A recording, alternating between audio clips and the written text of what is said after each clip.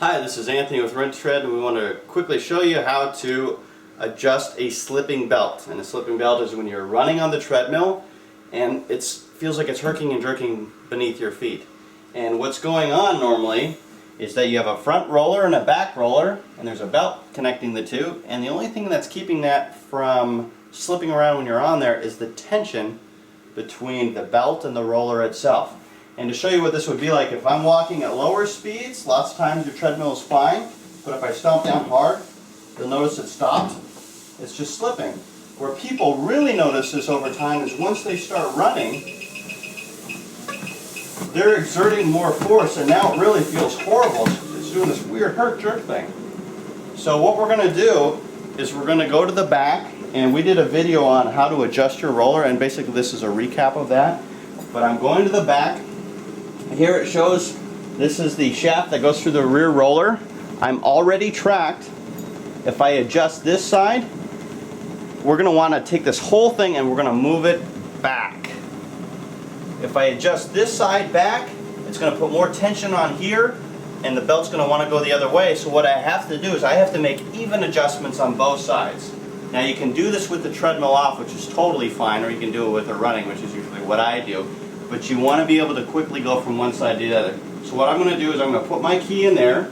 I'm going to watch my measurement here. So right here I've got it at this angle. I'm going to do a full turn to that angle, and the belt is quickly going to go over. I'm going to go to this side, and I'm going to do a full turn to the right also. Okay? Now I'm going to watch my tracking. Right now it's a little too far off to this side. So I'm going to tighten this a little bit more until I'm evenly tracked. And so what I'm doing is I'm bringing this out a little bit, and the belt is starting to track over there.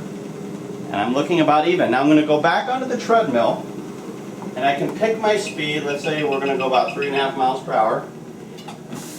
Well, now I'm walking, and I'm pushing down. It's feeling better, but if I push really hard, it's still slipping a little bit. So I'm going to adjust a little bit more.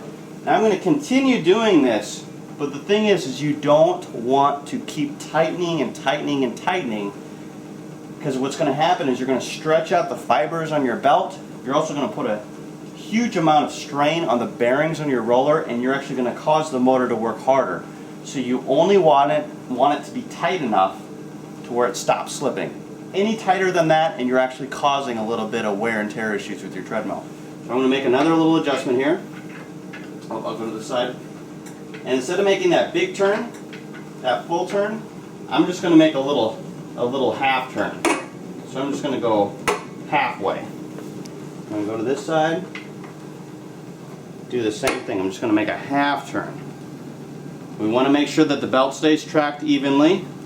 If I turn too much or too little, it'll start tracking more one way than the other. That looks good. I'm going to go back on here. That feels a lot better. I'm going to go ahead and start running on it. I'll exert more force.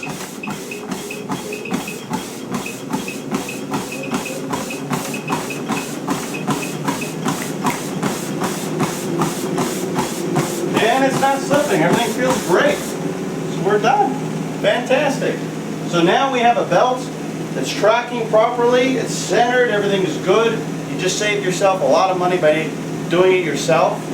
If you ever have questions, feel free to email us or call us with any questions that you might have. And also, this for example is one of our rental machines. We have these for rent.